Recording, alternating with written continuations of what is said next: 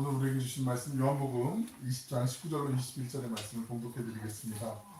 이날 곧 안식 후 첫날 저녁 때 제자들이 유대인들을 두려워하여 모인 곳에 문들을 닫았더니 예수께서 오사 가운데 서서 이르시되 너희에게 평강이 있을지어다. 이 말씀을 하시고 손과 옆구리를 보이시니 제자들이 주를 보고 기뻐하더라.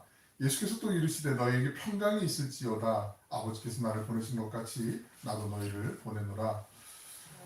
아멘. 사망 권세를 물리치시고 부활하신 예수님의 그 부활절 아침, 우리에게 또 부활의 기쁨을 주실 주님을 기대하고 예배의 자리에 또 온라인으로 함께 하신 모든 분에게 주님의 그 부활의 승리 은혜가 함께 하시길 축원합니다. 기독교 신앙의 가장 핵심이 되는 것은 우리가 잘 아는 것처럼 예수님의 십자가와 부활이죠. 만약에 십자가가 없는 부활은 의미가 없고요. 부활이 없는 십자가만큼 처참하고 비참한 게 없어요. 십자가를 잔뜩 고생을 지고 졌는데 근데 부활에 소망이 없어요. 그럼 이거만큼 허무한 게 없잖아요. 근데 나는 아무것도 안 하고 그냥 부활의 기쁨만 누릴 거야 하는 것도 의미가 없단 말이죠. 십자가와 부활, 부활과 십자가 이것은 기독교 신앙의 어떤 근간과도 같은 뿌리와도 같은 그런 능력이거든요. 오늘 부활절마다 부활에 대한 이야기들을 많이 들어보셨는데 특별히 요한복음 21장까지 있잖아요. 오늘 20장의 말씀을 보시면 예수님께서 부활하신 다음에 제자들이 꽁꽁 숨어있는 곳에 짜잔하고 나타났어요. 근데 제자들의 입장이 어떤지도 한번 우리가 좀 지켜보실 필요가 있어요. 부활의 주님, 예수님께서 그 공적인 삶을 살아가시는 그 3년여 동안 그 시간 동안에 예수님이 살아가시면서 제자들에게 내가 다시 사흘 만에 부활할 것을 말씀하신 적이 자주 있으셨거든요. 그런데 막상 그 일이 현실이 되니까 이게 당황스럽기도 하고 믿겨지지가 않은 거예요.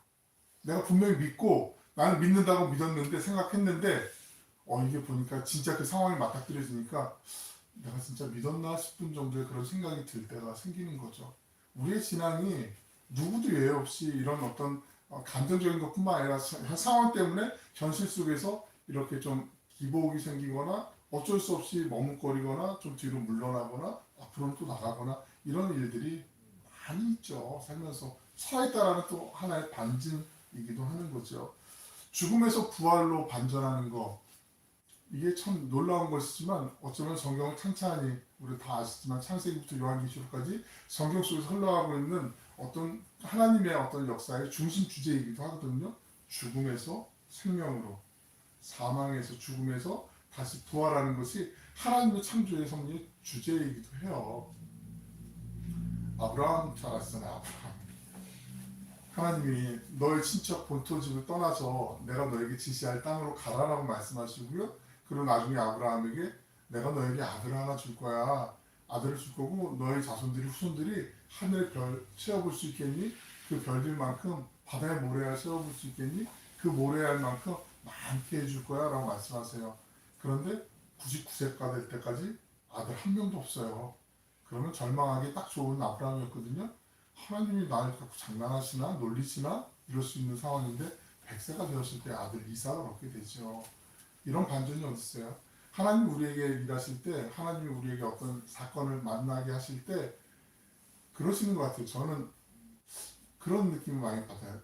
저의 입장에서 봤을 때는 내 기운이 빠질 때 내가 믿고 있는 구석이 다 없어질 때 이건 안 되지. 이건 누구도 안 되지. 포기할 때 그때 하나님이 너 인정하지? 너 이거 네 힘으로 된 거 아닌 거 알지? 그렇게 보여주시기 위해서 하시는 거 아닌가. 믿음의 선배들도 그런 일들이 많이 있거든요. 아브라함의 아들 이삭이 있었고 이삭의 아들 또 야곱이 있잖아요. 야곱의 아들 중에 형들에게 유독 또 구박을 받았던 요셉, 우리가 잘 아는 요셉 있잖아요. 요셉은 포로로 애굽에 이집트에 팔려갔었잖아요. 포로로 팔려갔던 사람이면 그 시대 한참 예민한 사춘기를 겪고 막 이랬어요. 원망도 그런 원망도 끊이지 않을 수 있는 상황인데 그 요셉이 애굽의 총리가 되었단 말이죠.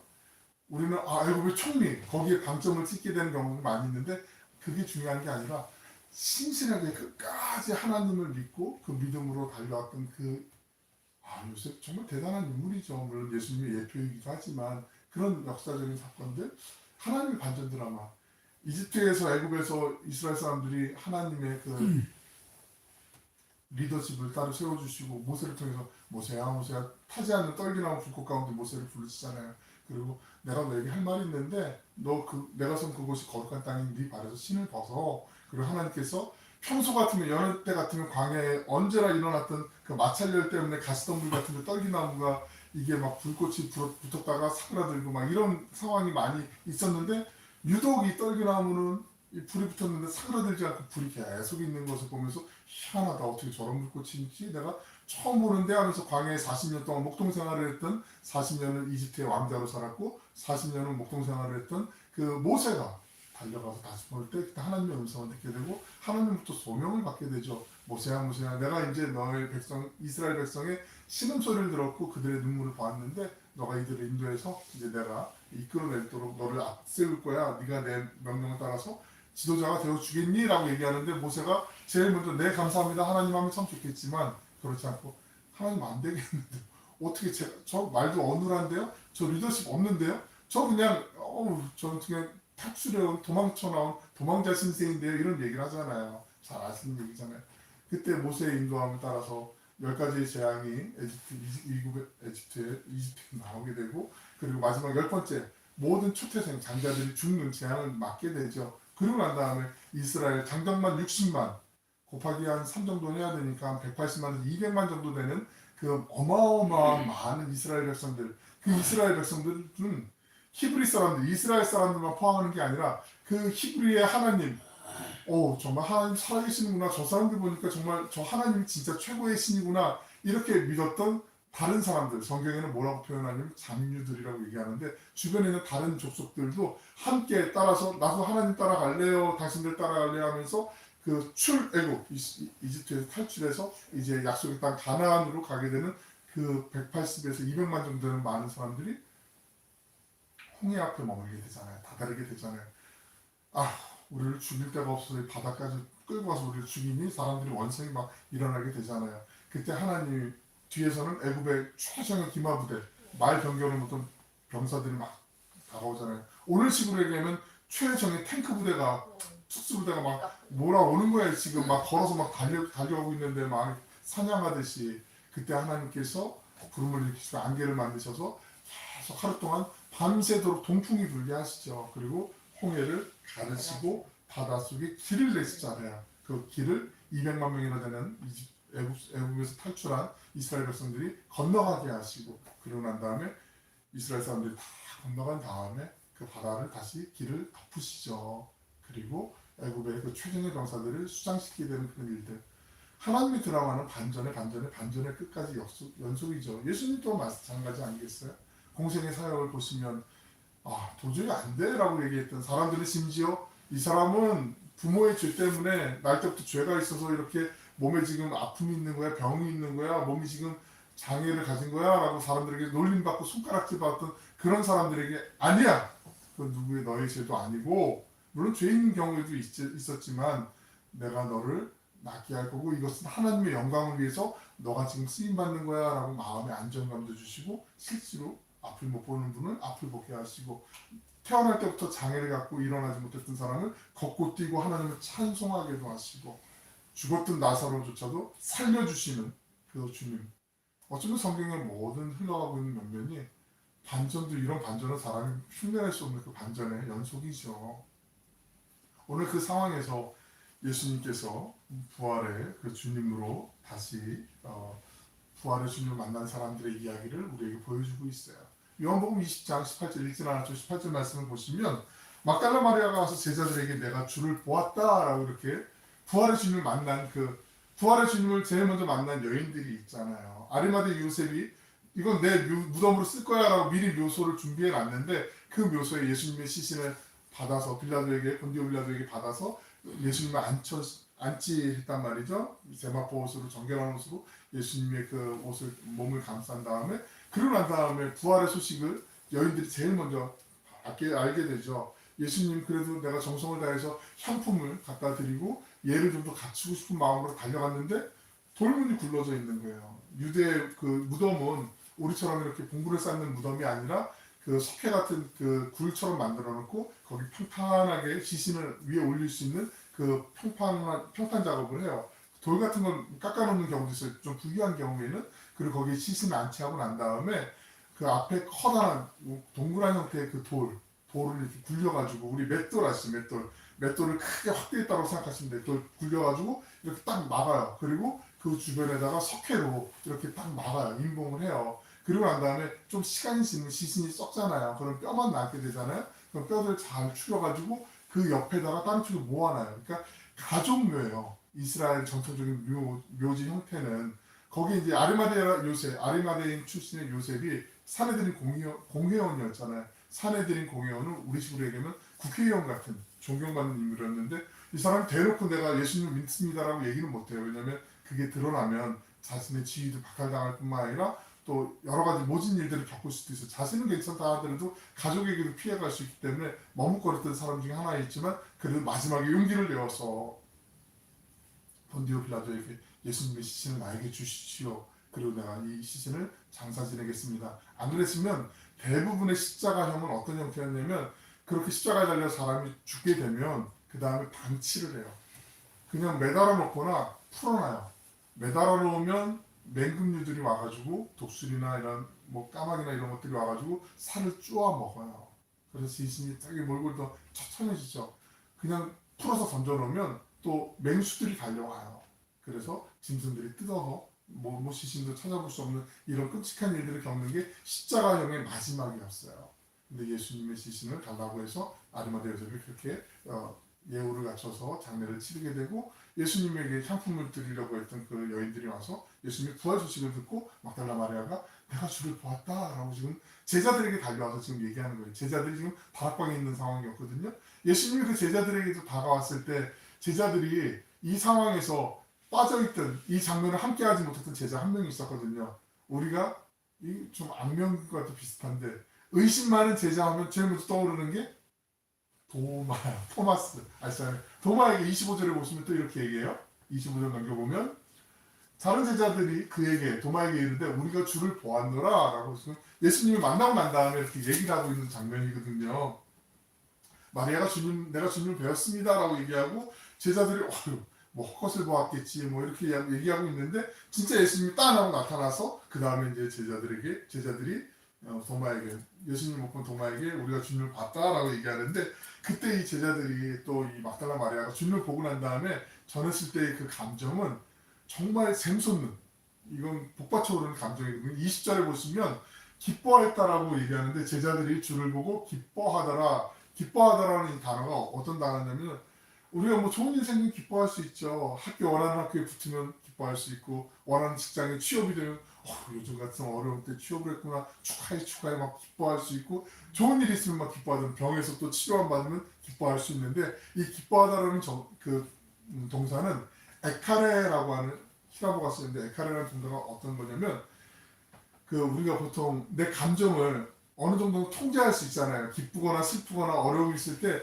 감정을 내가 꾹 누르고 참을 수 있는 그 어떤 상황들이 있잖아요. 근데 이거는 도저히 통제가 안 되는 내가 아무리 감추려고 해도 감추지 않는 그 기쁨이 막 샘솟아 막 넘쳐 흐르는 그 기쁨일 때 에카레라는 동사를 쓰는데 그렇게 기뻐하는 거예요. 이거 정말 어떻게 이런 일이 정말 대단하구나 하나님 찬양합니다 하는 그 기쁨이 샘솟는 기쁨이 이 속에서 나타나는 거죠. 예수님께서 공생애 때 내가 분명히 너희를 떠나갈 거지만 다시 기쁨으로 너희가 이 장면을 만족하게 될 거야 라고 말씀하신 말씀이 있어요. 요한복음 16장 20절 하반절에서 보시면 너희가 근심하겠으나 너희 근심이 도리어 기쁨이 되리라. 내가 죽은 다음에 내가 떠난 다음에 너희 근심을 갖겠지만 기쁨이 될 거야 라고 말씀하신 게 있고요. 22절 보시면 또 22절에도 너희 마음이 기쁠 것이요 너희 기쁨을 빼앗을 자가 없을 것이라. 이렇게 기쁨을 다시 한번 허락해 주신다는 말씀이 바로 지금 제자들에게 또 막달라 마리아가 주님을 보고 기뻐했다라고 하는 게 바로 이 예수님이 먼저 말씀하셨던 16장에서 하셨던 말씀이 드디어 성취되는 장면이거든요. 하나님은 우리에게 주신 말씀을 하나도 그냥 허투루 버리시지 않잖아요. 신실하신 그 정실하신 하나님께서 우리에게 주신 약속은 꼭 이루어 주시잖아요. 그러니까 이걸 조금 더 연장해서 확대해서 보시면 우리가 기도할 때 정말 인내를 갖고 주님이 우리의 기도를 하나님의 방법으로 하나님께서 들어주시는구나. 내 방법이 아니라 하나님의 방법으로 하나님의 때에 하나님이 인도해 주시는구나. 그 믿음을 저버리지 않으면 하나님 또 이런 기쁨을 우리에게 줄을 믿어요. 사도 바울 우리가 유명한 그 고린도전서 15장을 우리가 잘 아시는 것처럼 부활장이라고 얘기하잖아요. 부활장, 부활에 대한 이야기가 확실하게 있기 때문에 15장 53절로 55절에 있는 말씀인데 제가 한번 읽어드릴 테니까 눈으로 한번 따라와 보세요. 이 썩을 것이 반드시 썩지 아니할 것을 입겠고 이 죽을 것이 죽지 아니함을 입으리로다. 이 썩을 것이 썩지 아니함을 입고 이 죽을 것이 죽지 아니함을 입을 때에는 사망을 삼키고 이기리라고 기록된 말씀이 이루어지리라. 사망아 너의 승리가 어디 있느냐? 사망아 내가 쏘는 것이 어디 있느냐? 예수님께서 이 말씀은 바울이 하는 고백은 뭐냐면 우리가 예수님을 신실하게 믿고 그 믿음으로 살아갈 때 우리에게 결국 부활의 그 기쁨을 감격을 우리도 맛볼 수 있도록 주님이 허락해 주시고 이미 준비해 주시고 마련해 주셨다라는 그런 말씀이거든요. 근데 우리 중에 죽어본 분이 한 분도 없잖아요. 그걸 어떻게 알아? 내가 죽어보지도 않았는데 내가 어떻게 알아? 부활하는 이게 어렵고도 되게 이해할 것 같기도 하고 믿어질 것 같기도 하면서도 그런데 말이지 이게 이렇게 반복되는 그 내용들이 있잖아요 실제로. 그런데 사도 바울뿐만 아니라 믿음의 선배들 가운데 또 우리가 그 부활의 확신을 갖고 살아가는 게 얼마나 소중한지는 우리 경험상 이미 알고 있어요. 부활의 소망이 없으면 이거만큼 비참한 게 어디 있어요. 분명히 말씀드리지만 예수님이 부활하실 때 영원한 하나님의 나라에서 지금 하나님 보좌 우편에서 계시는 그 예수님을 바라보면서 우리가 이 세상에서 마지막 호흡을 다 마치는 순간 우리의 영혼은 하나님 품에 안겨지는 것. 우리가 그 믿음을 갖지 않으면 우리가 예수님을 믿는 것만큼 참 보람없고 힘 빠지는 일이 없잖아요. 사도 바울이 말했듯이 만일 예수님께서 부활하지 않으셨다면 우리의 복음 전도와 믿음은 헛된 것이 될 수밖에 없을 거예요. 고린도전서 15장 17절 말씀 우리 같이 한번 읽어보겠습니다. 시작. 그리스도께서 다시 살아나신 일이 없으면 너희의 믿음도 헛되고 너희가 여전히 죄 가운데 있을 것이요. 그죠? 우리의 믿음도 헛되고 우리가 굳이 주일날 이 좋은 날 시간 내가지고 교회까지 와서 또 하나님의 일을 하는 게 또 하나님 섬기는 게 믿는 게 이게 부담감이 많은 일인데 이게 다 헛된 거 아니겠어요? 전도서 기자가 얘기하는 것처럼. 그런데 19절에 있는 말씀도 같이 읽어보시면 만일 그리스도 안에서 19절 말씀 시작. 만일 그리스도 안에서 우리가 바라는 것이 다만 이 세상의 삶뿐이면 모든 상황 가운데 우리가 더욱 불쌍한 자이라. 부활의 소망이 없으면 이 땅만 유한한 삶이고 여기서 끝난다면 우리만큼 불쌍한 사람이 없다라고 바울이 얘기하는 것처럼 그만큼 바울의 부활의 확신, 믿음의 확신이 있었기 때문이죠. 그걸 우리도 가져야 된다라고 지금 말씀하고 있는 거잖아요. 부활신앙은 우리가 정말 놓치지 않아야 되는, 초대교회부터 예수님 초대교회 때부터 주님과 부활을 뗄래야 뗄 수 없는 거예요. 왜냐하면 주님이 부활하셨기 때문에 우리가 그 주님의 부활을 따라서 부활할 수 있다는 믿음의 근거가 되는 것이기 때문에 그렇죠. 골로새서 1장 18절 상반절을 보시면 그는 몸인 교회의 머리시라 그가 근본이시오 죽은 자들 가운데서 먼저 나신 이시니 주님이 먼저 부활하셨고 그리고 주님을 믿는 사람들이 부활한다라고 이렇게 분명하게 우리에게 말씀을 주고 계시는 거죠. 주님께서 친히 하늘로부터 강림하실 때 주님을 섬겼던 따랐던 모든 사람들이 살아있는 믿음의 사람들이 주님을 맞이할 것을 우리에게 말씀해 주고 있어요. 부활에 있어서 우리가 꼭 기억하셔야 될 세 가지가 있어요. 세 가지. 이건 제가 파워포인트로 좀 만들어 봤는데 이걸 우리 같이 한번 읽어보실까요? 부활의 신앙에서 꼭 기억해야 될 세 가지. 첫째, 시작. 예수님께서 죽음을 이기시고 다시 살아나심으로써 그분이 부활이요 생명의 주님이심을 믿는 것입니다. 우리가 부활의 신앙을 갖기 위해서 제일 중요한 것 첫 번째가 죽음을 이기시고 다시 살아나신 예수님, 그분이 부활이요 생명의 주님이심을 믿는 거. 이게 첫 번째, 이게 중요하고요. 두 번째는 시작. 그 주님께서 지금 우리와 함께 하시며 우리 생애의 신뢰 여정을 이끌어 주심을 믿는 것입니다. 이거는 어떠한 상황에서도 주님이 함께 하신다는 믿는 거예요.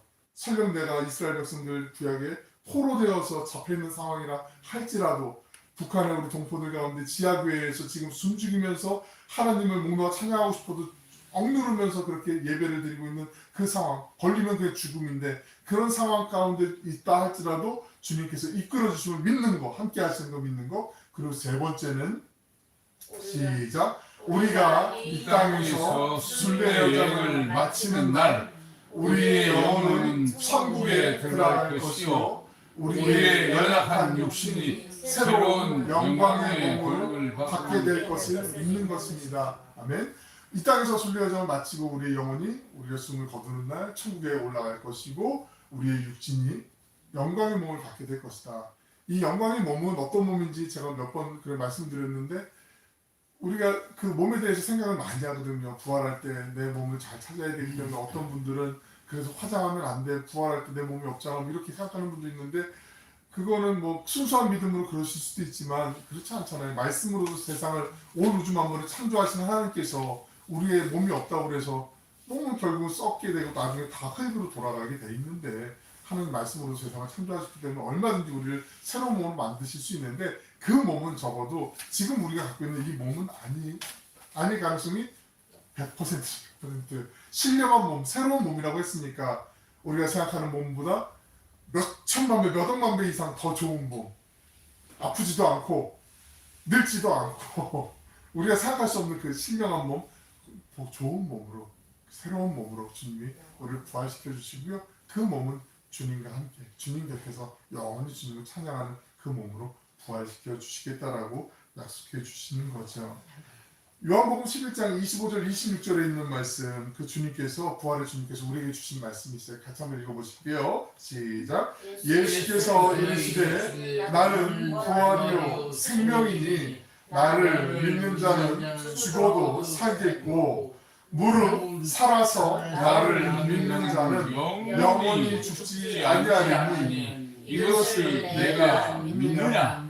아멘. 아멘. 주님께서 지금 우리에게도 이 질문 하시는 것 같아요. 영원히 죽지 않는다고요? 어떻게 내가 죽었는데 죽지 않아요? 말씀드렸잖아요. 우리가 지금 이 세상에서 호흡을 마치고 눈을 감고 뜨는 순간 우리의 영혼은 어디 있어요? 하나님 곁에 있는 거잖아요. 하나님 곁에. 우리 영혼을 받아주시는 거잖아요. 그러니까 우리 눈 깜빡할 사이라고요. 우리 영혼은 죽지 않는다고요. 영원히 산다라고 주님이 지금 말씀하고 있는 거죠. 그 믿음을 지켜내는 게 중요하죠.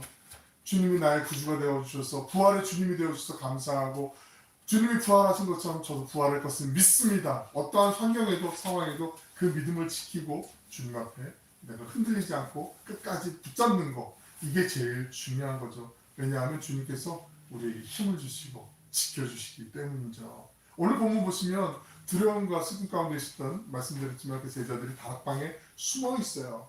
왜 숨어 있을까요? 보통 숨어 있을 때 왜 숨어 있죠? 불안해서 숨었잖아요. 걸리면 안 되는데. 그래서 숨는 경우. 숨는 건 당연한 거죠. 누구한테 발각이 되지 않기 위해서 숨어 있는 경우잖아요. 그 역사적 예수 연구라고 하는 분야가 있는데요. 예수님이 실제로 살아셨을 때 그 삶의 환경이나 상황이나 그 시대적인 배경들을 좀 더 학문적으로 연구하고 예수님이 이때 이런 상황에서 이렇게 말씀하셨다라고 조금 다른 각도에서 또 성경을 또 바라보는 그 학문 분야가 있거든요. 거기 여러 가지 꽤 유명한 또 뭐 학문적인 업적에 탁월한 분들이 많이 계신데 그 중에 미국의 성공의 주교 중에 한 분인 존 쉘비 스퐁이라고 하는 감독이 있어요. 존 쉘비 스퐁. 아니 지금 앞에 보시는 거예요. 연대하지 않죠. 그 지금 계속 김준명 권사님께서 우리 동원사님 걱정하시면서 지금 계속 이제 뒷모습 보시니까 혹시 또 쓰러지시지 않나 지금 그러는데 편안하게 기대고 계시면 돼요. 얼마나 이렇게 형제 사랑의 아름다운 모습을 보여주시는지 감사하고 하나님 보실 때 얼마나 기뻐하실지도 또 감사해요. 그 존 쉘비 스폰 감독이 이런 얘기를 해요. 보통 십자가는 로마가 그때 당시에 행했던 형벌 가운데 가장 최고의 일벌백계 차원에서 너희들 절대로 이런 죄 지면 안 돼. 한번 일벌백계로 바라봐 하면서 사람들을 모아놓고 마치 그냥 모든 군주들을 모아놓고 인민재판하듯이 그렇게 하는 게 십자가형이었거든요. 그래서 보통 그 사람만 십자가형을 받는 게 아니라 그 주변에 있는 그 밑에 수하의 제자들이나 부하들이 있으면 다 잡혀가지고 묵고문을 당하거나 끔찍한 형벌을 받게 되어 있대. 대부분의 일반적인 경우라면. 그런데 예수님이 잡히셨을 때 십자가에 매달리셨을 때 예수님만 계시잖아요. 저 앞에는 강동원 있었잖아요. 그건 다른 게 아니라 제자들이 정말 빛의 소속으로 빨리 도망쳤기 때문에. 그러니까 제자들의 입장에서 한번 우리가 투영해 보자고요. 지금 다락방에 모여가지고 숨죽이고 숨어 있어요. 걸리면 안 되는데 어떡하지? 도망치고 싶은데 멀리 달아나고 싶은데 사람들이 우리 얼굴 아는 것 같고 막 이런 상황이란 말이죠. 불안.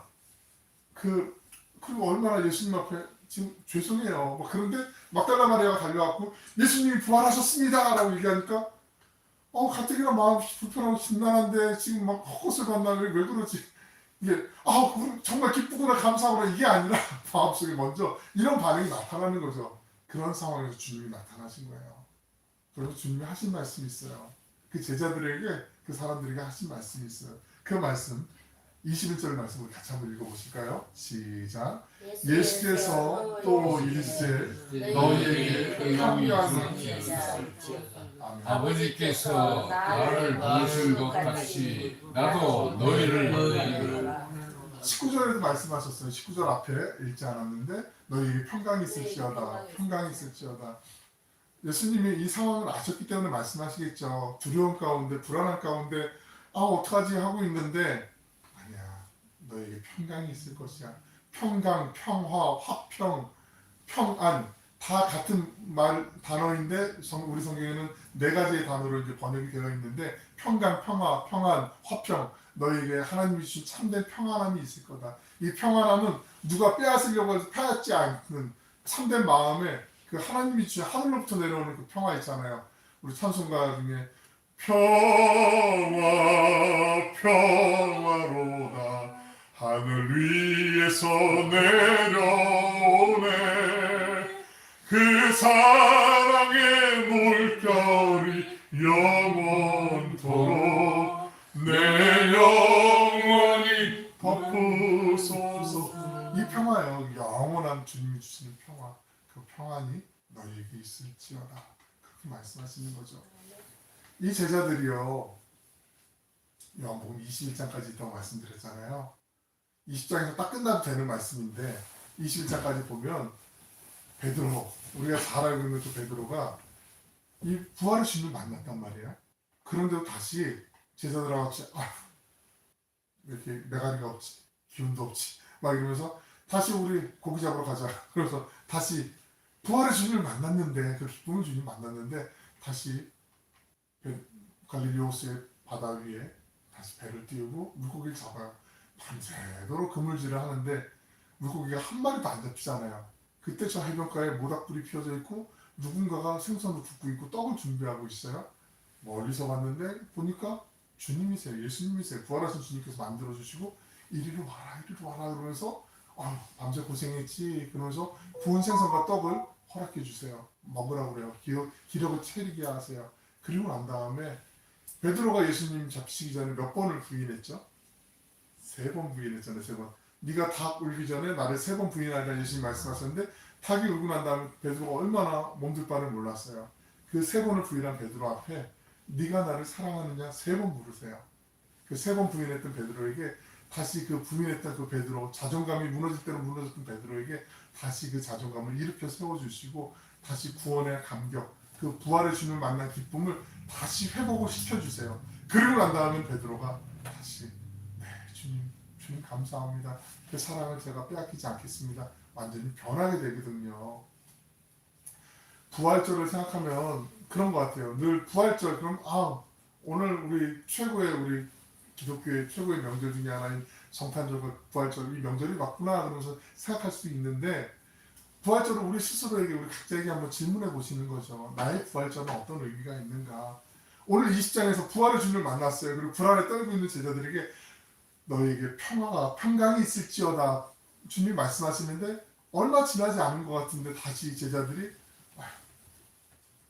기가 다 빠졌어요. 기운이 빠졌어요. 그리고 다시 시무룩해서 다시 부활의 주님을 만난 감격은 잊어버리고 다시 또 일상으로 돌아가게 되는 반복되어 있는 이런 상황.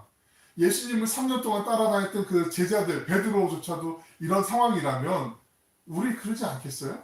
얼마든지 우리도 신앙에 그런 기복이 있을 수 있단 말이죠. 얼마든지 주님을 믿는 믿음으로 열심히 뜨겁게 살고 싶지만 우리의 마음이 원치 않게 때로는 상황 때문에 기운이 빠질 때도 있고 이렇게 처질 때도 있어요. 그런데 그때 주님이 언제나 우리에게 주신 말씀이 있어요. 평강이 너에게 있을지어다. 그리고 네가 나를 사랑하느냐? 주님, 제가 주님 사랑합니다. 그 고백을 주님이 듣고 싶어서 하시는 게 아니잖아요. 물론 듣고 싶어 하실 수도 있을지 모르겠지만 주님께서 우리에게 다시 용기를 주시려고, 다시 세워주시려고, 너는 부활할 사람이야. 너는 영원한 생명이 보장된 사람이야. 너는 나와 함께 천국에서 하나님을 찬양하며 살아갈 사람이야. 이 땅에서 지금 네가 잠깐 머뭇거리는 것 같고, 잠깐 주저앉는 것 같고, 잠깐 약해진 것 같지만 아니야. 너는 부활의 증이야 라고 주님이 다시 우리를 붙잡아 주신다는 거죠. 저는 21장을 그렇게 해석을 해요. 우리에게 보너스처럼 다시 용기를 주시기 위해서, 다시 일으켜 주시기 위해서 주님이 주시는 말씀이 아닌가.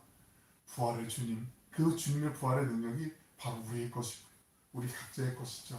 나의 것만이 아니라 이제 내가 만나는 분들에게 부활의 주님을 나도 믿어, 너도 믿었으면 좋겠어. 그리고 그 부활의 주님 안에서 우리가 넘어질 때 많이 있고 힘겨울 때 많이 있지만 우리의 힘겨울 때 그 약한 힘을 다시 새롭게 해주시고, 우리의 눈에서 흐르는 눈물도 닦아주시고, 우리가 기운 없어하고 힘들어할 때 토닥토닥 우리를 안아주시고 감싸주시고 우리를 다시 일으켜주시는 부활의 십자가의 군병으로 세워주시는 그 주님, 당신도 만났으면 좋겠어요 라고 주님이 우리를 통해서 전하기를 원하시는 거죠.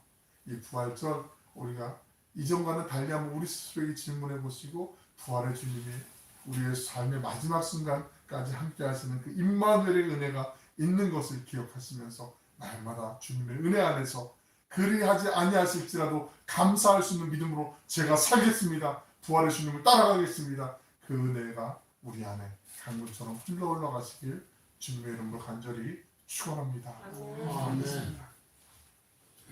사랑하여 풍성하신 아버지 하나님, 사망 권세를 이기시고 살아나신 예수님의 부활을 믿고 그 예수님을 만난 당신의 자녀들이 이곳에 있습니다. 부활의 감격스러운 기쁨과 평화를 가지고 세상으로 당당히 나아가길 원합니다. 부활 신앙의 믿음으로 하나님의 마음을 품고 신실하고 진실하며 거룩한 삶의 예배자들이 되게 하여 주시옵소서. 부활의 증인으로 살게 하여 주시옵소서. 때로 삶의 자리가 녹록하지 않아도 생명의 구세주이신 예수님만을 섬기며 십자가 사랑의 복음을 전하는 영혼 구원의 꿈이 우리의 삶과 가정과 신앙 공동체를 통해 열매 맺게 하여 주시옵소서. 주님께서 주시는 하늘의 평안과 은혜로 두려움과 낙심을 이겨내게 하여 주시고, 하나님의 영광을 찬양하며 여호와 니시 승리의 깃발을 펄럭이는 십자가 군병들이 되게 하여 주시옵소서. 부활 승리하신 예수 그리스도의 이름으로 기도 올려옵나이다. 아멘.